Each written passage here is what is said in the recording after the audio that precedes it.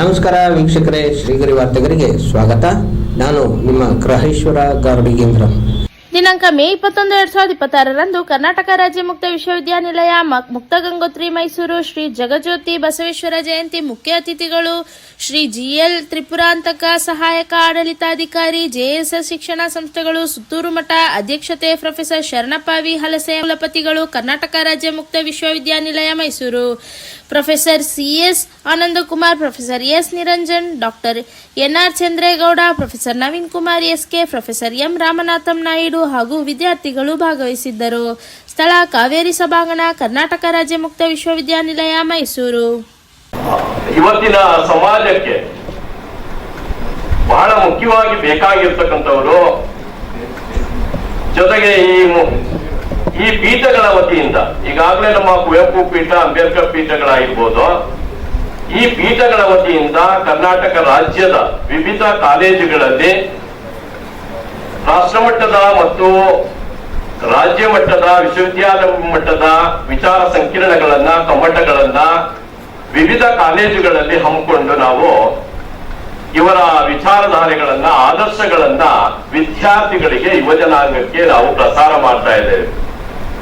ಇವತ್ತಿನ ವಿದ್ಯಾರ್ಥಿಗಳಿಗೆ ಈಗಾಗಲೇ ತಿಳಿಸಿದಂತೆ ಇಂತಹ ವಿಚಾರಧಾರೆಗಳು ಯುವಜನಾಂಗಕ್ಕೆ ಮತ್ತು ವಿದ್ಯಾರ್ಥಿಗಳಿಗೆ ಬೇಕು ಇವತ್ತು. ಯಾಕೆ ಅಂತ ಆದ್ರೆ ಇವತ್ತು ದಾರಿ ತಪ್ತಾ ಇರ್ತಕ್ಕಂಥ ಆಧುನಿಕ ಜಾಗತಿಕ ಕಾಲಘಟ್ಟದಲ್ಲಿ ದಾರಿ ತಪ್ತಾ ಇರ್ತಕ್ಕಂಥವ್ರಿಗೆ ಇಂತಹ ಆದರ್ಶಗಳು, ವಿಚಾರಧಾರೆಗಳು ವಿದ್ಯಾರ್ಥಿಗಳ ಮನಸ್ಸಿನಲ್ಲಿ ತುಂಬಿಕಬೇಕು. ಈ ಕುಳಿತಿದ್ದೀರಿ ನೀವು, ಈ ವಿಚಾರಗಳನ್ನ ಕೇಳ್ತಾ ಇದ್ದೀರಿ, ಎಷ್ಟು ಕೇಳ್ತೀರೋ ಬಿಡ್ತಿರೋ, ಆದ್ರೆ ನಿಮ್ಮ ಕಿವಿಗೆ ಹೋಗ್ತಾ ಇದೆ. ಗುರು ಅಂತ ಬಸವಣ್ಣ ಹೇಳಿದ್ದು ನಮ್ಮ ಈಗ ತ್ರಿಪುರ ಅಂತ ಹೇಳೋದು ಅರಿವೇ ಗುರು ಅಂದ್ರೆ ನಮ್ಮ ಸಾಮ್ರಾಜ್ಯ, ನಮ್ಮ ದೇಶವನ್ನ ಸಾಮ್ರಾಜ್ಯ ಆಗ್ತದೆ ಅಂತ. ಅಂದ್ರೆ ನಮ್ಮನ್ನು ನಾವು ಅರಿವೆಯನ್ನು ಮಾಡಿಕೊಂಡ್ರೆ ಅದೇ ನಮ್ಮ ಗುರು ಆಗ್ತದೆ. ಅದಕ್ಕೆ ಸಮಾಜದಲ್ಲಿ ಯಾರು ಗುರು ಬೇಕಾಗಿಲ್ಲ ನಮ್ಗೆ.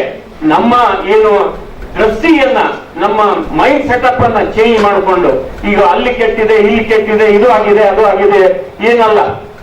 ನಮ್ಮ ಏನು ನಾವೇನಿದ್ದೀವಿ, ನಾವು ಹೇಗೆ ನಡೀಬೇಕು, ಸಮಾಜವನ್ನ ಹೇಗೆ ನಡೆಸಬೇಕು ಎಂಬ ನಮಗೆ ಕಳಕಳಿ ಇದ್ರೆ ಅದು ನಾವು ಅರಿತು ನಡೀಬೇಕು ಅಂತ ನನಗನ್ನಿಸ್ತದೆ. ಸಮಾನತೆ ಮುಂತಾದವು ಸಮಾಜದಲ್ಲಿ ತುಂಬಿತ್ತು.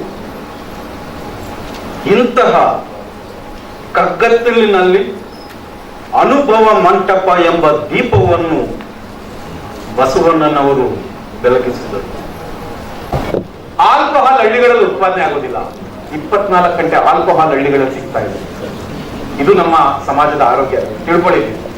ಇವತ್ತಿನ ದಿನ ಯುವಕರು ಹಳ್ಳಿಯೆಲ್ಲ ಹಾಕೋದು, ಸಿಟಿನಲ್ಲಿ ಹಾಕೋದು, IPL ಕ್ರಿಕೆಟ್ ಸೀಸನ್ ಬಂದ್ರೆ ಅದನ್ನ ಪ್ರೇರೇಪಿತರಾಗಿ ಕ್ರಿಕೆಟ್ ಆಡ್ತಾ ಇರುವ ಮೈದಾನದಲ್ಲಿ ಮೂಲೆಯಲ್ಲಿ ಕೂತ್ಕೊಂಡು ಬೆಟ್ಟಿಂಗ್ ಆಡ್ತಾ ಇದ್ದಾರೆ.